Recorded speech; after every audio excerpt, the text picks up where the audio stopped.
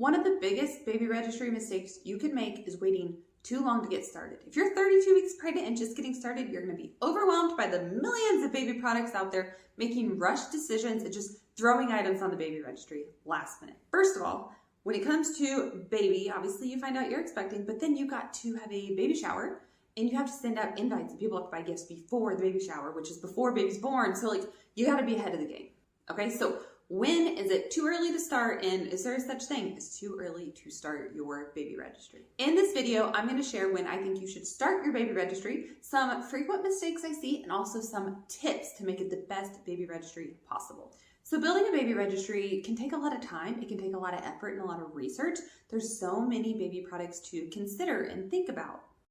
You don't want to rush through it like last minute. You want to put thought into your items and get items that are going to bring value to your life and raising your child how you intend to. So when should you start? Honestly, whenever you want. I would say first trimester. I would probably start the week after I found out I was pregnant. Now, for me, baby registry means first baby. I'm not talking about beyond that because I don't think you should have a baby shower beyond your first baby. So we're talking first time moms, first baby. You find out you're pregnant, you're excited.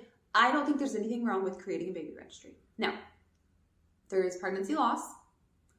And I cannot speak on a personal experience about that. So I don't overly feel comfortable talking about it because I have not experienced that. So I don't want to belittle anyone's fears, experiences, anything like that. So if you fear pregnancy loss and you don't want to start your baby registry, okay, wait till 12 weeks. If that makes you feel better, that's okay. Another tip I would say is register for items that are maybe a little more vague. Maybe don't come up with like a theme like Pooh Bear or, I don't know, mountains. Maybe just focus on very practical items that you would use for any baby, like car seat, baby monitor. Start with like really general products, okay?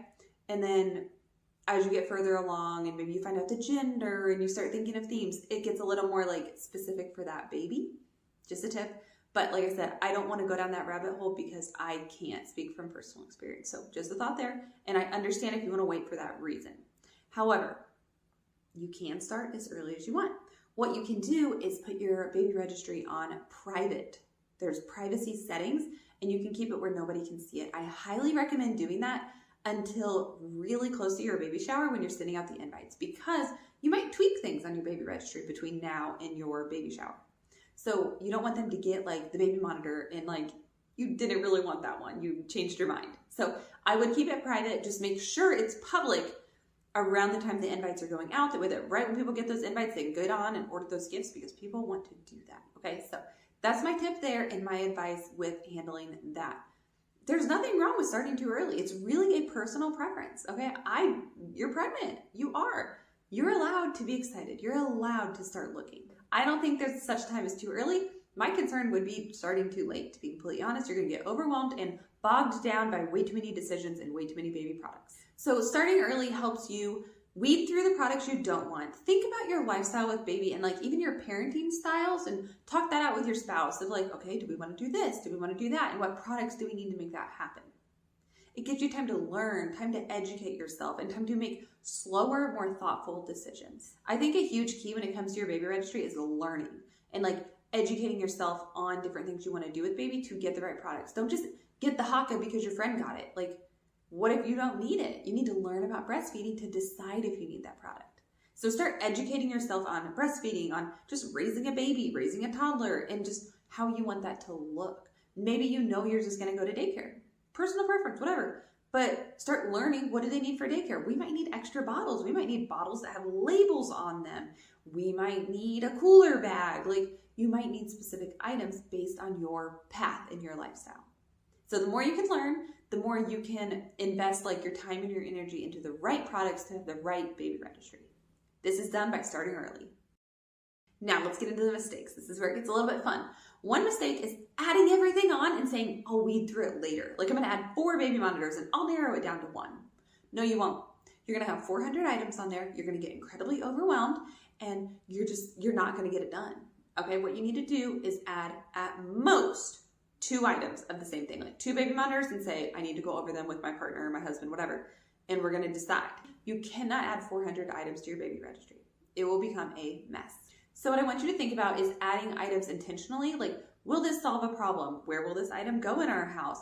What is the benefit of owning this item? And mistake number 2 kind of falls into mistake number 1. So mistake number 1, you overload it. You say, okay, this is a mess. Let's just start over and create another baby registry. So say on Amazon, you have a baby registry and then you create another one. Now people are confused because it's probably under the exact same name. I have seen this multiple times when I've done baby registry reviews. I find one and the same name is listed 3 times. And it's like, okay, which one's real? Which one's not? Don't do that either, okay? Just do one, stick with it, stay focused, get the right items, okay? Don't create duplicates. It is confusing and it is a mess. Now, those are the 2 biggest mistakes I would see in general. There's plenty more, like just having too many expensive items or too many of this, too many of that. But the actual creating the baby registry, create one and just add one item at a time and make it be focused, okay? Do the research, then add it. That would be my recommendation. And if you feel like you're overwhelmed with your baby registry and you need help, I do baby registry reviews. You put the items on there, and what I will do is come through and tell you what to get and what to skip. Okay, how do we eliminate some, and how do we focus on your actual needs specific to you? Okay, I don't tell everybody to get the Haka. We got to hear about what your plan is for breastfeeding. It comes down to you and your lifestyle with baby and how you envision that looking. All right, get items for you, not for your sister, not for your cousin, and not for the influencers that you see online.